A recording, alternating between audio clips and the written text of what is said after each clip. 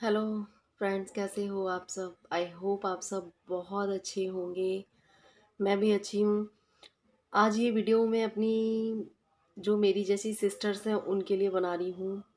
और मुझे आप लोगों ने इतना पसंद किया, मेरी वीडियोस को इतना पसंद किया। मुझे बहुत सारे भाइयों ने, आंटी ने, अंकल ने मुझे बहुत अच्छे अच्छे कमेंट करके बोला कि बेटा आप बहुत स्ट्रांग हो, आप बहुत ब्रेव हो। तो मैं आप सभी लोगों से ये बोलना चाहती हूँ कि पता है, कभी कभी ऐसा होता है कि हम स्ट्रांग होते नहीं हैं, लेकिन हमें जो परिस्थितियाँ हैं ना वो स्ट्रांग बना देती हैं। और हमारे लाइफ में इतने बड़े बड़े चैलेंज आते रहते हैं कि हम स्ट्रांग बनते चले जाते हैं। तो मैं अपनी जैसी सिस्टर से यही बोलना चाहूँगी कि देखो, लाइफ में प्रॉब्लम्स आती हैं जाती हैं, लेकिन हमें उनका डट कर सामना करना चाहिए। और मेरी बहुत सी सिस्टर्स मुझसे ही बोलती हैं कि दीदी आपकी वीडियो मोटिवेट करने वाली हैं और आपकी बातें मोटिवेट करने वाली हैं। तो सच में मेरी प्यारी प्यारी सिस्टर्स, मैं अपने आप को बहुत खुशनसीब मानती हूँ कि आप लोग मेरी वीडियोस को देख के मोटिवेट हो रहे हैं और अपनी उन परिस्थितियों से बाहर आ रहे हैं और अपनी लाइफ को जीना सीख रहे हैं। तो मेरे लिए सच में इससे ज़्यादा खुशी की कोई बात नहीं है। आप लोग सोचते होंगे, आप में से कई लोगों ने बोला कि दीदी आप इतना खुश कैसे, आप में से कई सारे लोगों ने बोला कि दीदी आप इतना खुश कैसे रहते हो। तो डियर, जब मेरे साथ ये हादसा हुआ था ना, मैं जीना भूल चुकी थी। पता है, मैंने तो वो चीज़ें कर डाली थी अपने साथ जो शायद ही कोई सोच सकता है। उन चीज़ों को याद करने से कोई फ़ायदा नहीं है। लेकिन आपको क्या लगता है कि मेरे हस्बैंड के जाने के बाद, जो कहते हैं कि बहुत सारी सिस्टर्स होती हैं कि बोलती हैं कि हमारे साथ ये हुआ, हमारे साथ वो हुआ, हमें लोगों ने ये कहा, मुझे ये कहा, मुझे वो कहा। तो मैं आज आपको बताऊं, आपको क्या लगता है कि मुझे कभी किसी ने कुछ नहीं कहा? मुझे भी बहुत सारे लोगों ने बहुत सारी बातें बोली हैं। मैं अगर यहाँ बातें सुनाने के लिए बैठ गई ना तो शायद ये वीडियो 1 महीने में भी ख़त्म नहीं होगा। क्योंकि मैं 11 साल काट चुकी हूँ, 11 साल बिना हस्बैंड के। इन 11 सालों में आपको क्या लगता है कि घर वालों ने या बाहर वालों ने किसी ने कोई बात नहीं बोली होगी? बहुत सारी बातें बोली हैं। और मैं दुखी भी हुई हूँ उन बातों से, और रोई भी हूँ रात रात भर, पता है आप लोगों को। लेकिन पता है क्या है, मैं बच्चों की साइड देख लेती थी, बच्चों की साइड देखती थी। और बहुत से लोग मेरी लाइफ में ऐसे भी हैं जो मुझे मोटिवेट करते थे। कहते हैं ना कि आपको डिमोटिवेट करने वाले बहुत सारे लोग मिलेंगे और मोटिवेट करने वाला एक आध ही मिलेगा। तो मेरी लाइफ में भी कुछ ऐसे लोग हैं जिन्होंने मुझे हमेशा मोटिवेट किया है, मुझे हमेशा समझाया है, मुझे इन परिस्थितियों से बाहर निकालना सिखाया है। तो मैं अपनी प्यारी प्यारी सिस्टर से यही बोलूँगी कि अगर आपकी लाइफ में कोई भी प्रॉब्लम्स आती है तो उनका डट कर सामना करिए। डट कर सामना करोगे तो आप एक दिन बहुत ज़्यादा सक्सेस होगे। आपको क्या लगता है, जब उस टाइम पे मेरे साथ ऐसा हुआ था ना, तो लोगों ने क्या क्या बातें बनाई थी, मैं आप लोगों से क्या कहूँ कि मतलब मेरे हस्बैंड ख़त्म हुए ना, तो हस्बैंड के ख़त्म होने के बाद ही 2 4 5 दिन बाद कुंडली गलत मिली है, आ, अच्छी नहीं है, मतलब पता नहीं बहुत सारी बातें बनाई हैं। मैं आप लोगों को क्या बताऊँ कि अ, पर मैं सबकी बातें सुनती थी, इग्नोर करती थी, क्योंकि उस टाइम पे मेरा वक्त ख़राब था और लोग मुझे बातें सुना रहे थे और मैं सुन रही थी। और शायद इसमें भगवान की मर्जी थी, मैं तो यही सोच लेती हूँ कि शायद इसमें भगवान की मर्जी थी जो लोगों ने मुझे इतनी सारी बातें सुनाई। पर कोई बात नहीं, सबके साथ है ये, देखो किसी के साथ आगे है, किसी के साथ पीछे है सबके साथ। लेकिन हमें अपनी, अपने लिए, अपने बच्चों के लिए, अपनी फैमिली के लिए, अपने माँ बाप के लिए, अपने अपने लोगों के लिए हमें स्ट्रांग बनना पड़ता है। तो बहुत सारे लोगों ने बहुत सारी बातें बनाई, मैं उन लोगों को गलत नहीं बोलूँगी क्योंकि मेरा वक्त ख़राब था। मैं अपने वक्त को गलत बोलूँगी क्योंकि जो वक्त ख़राब था वही मेरे को ये सब बातें सुनवा रहा था। और शायद जब मेरा वक्त अच्छा होगा तो शायद वो लोग भी मेरे साथ अच्छे होंगे।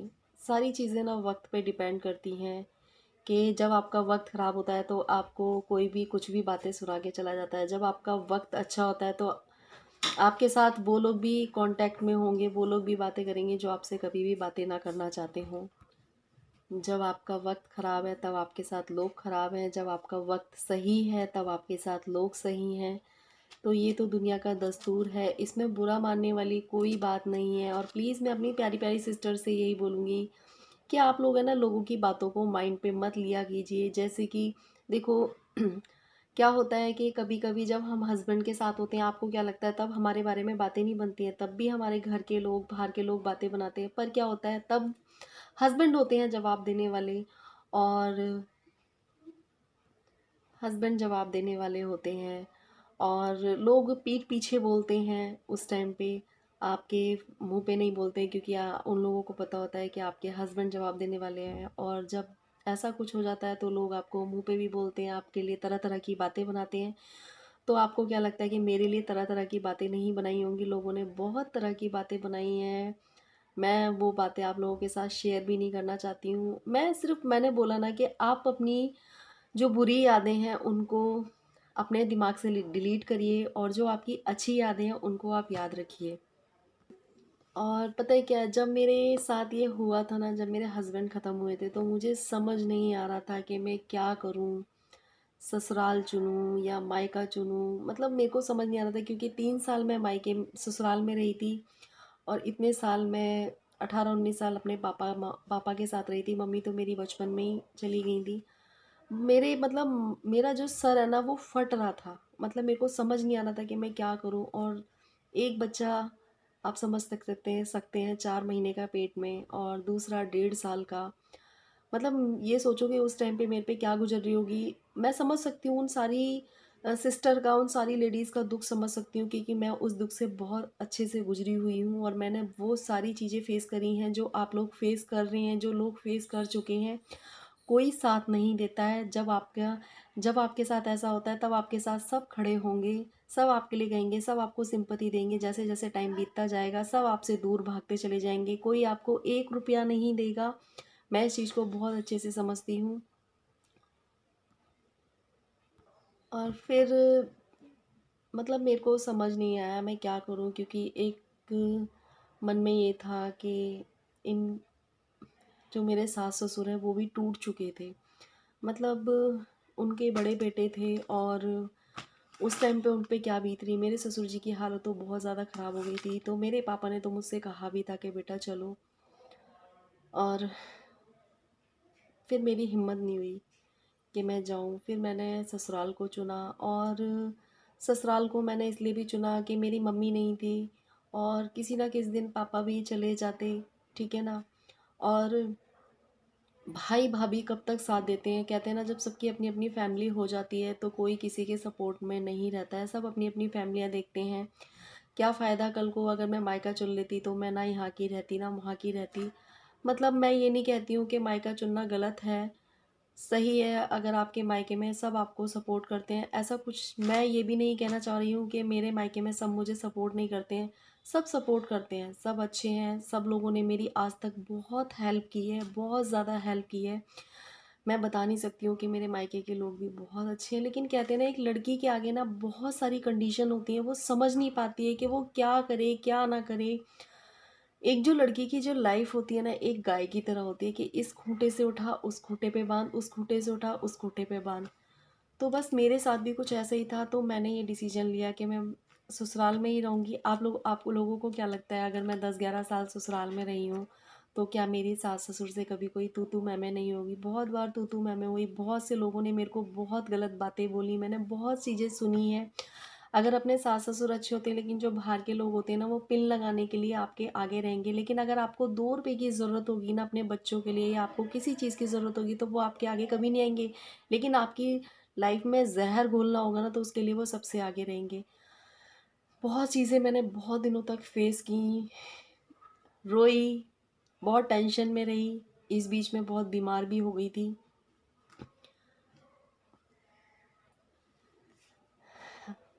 पर क्या करती, कहते ना कोई डिसीजन तो लेना पड़ता है।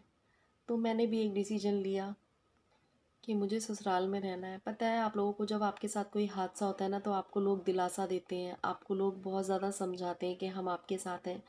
लेकिन जैसे जैसे टाइम बीतता जाता है ना, वो लोग अपने वादे भूल जाते हैं, वो लोग सब चीज़ भूल जाते हैं। और जिस टाइम मेरे हस्बैंड ख़त्म हुए थे तो उस टाइम पे मेरी एज 21-22 साल की थी, तो जो कि एक लड़क बुद्धि टाइप का इंसान होता है। तो आप ये सोचो कि उस टाइम पे मैंने इतना बड़ा डिसीजन लिया, और बच्चों की साइड देख के मैंने ये डिसीजन लिया था। मेरे से बहुत लोगों ने बोला कि शादी कर लो, शादी कर देंगे हम इसकी, पर मैंने नहीं कहा। आप में से बहुत सारे लोग मेरे लिए बहुत अच्छा सोच रहे हैं कि बेटा कोई अच्छा इंसान देख के आप शादी कर लो। लेकिन मैं आप लोगों को पता है एक चीज़ बताना चाहती हूँ कि अगर किसी इंसान ने ना अपनी छोटी सी उम्र में बहुत सारी चीज़ें देखी हों, बहुत सारी चीज़ें, तो उसका ना किसी पे विश्वास करने का मन नहीं करता है।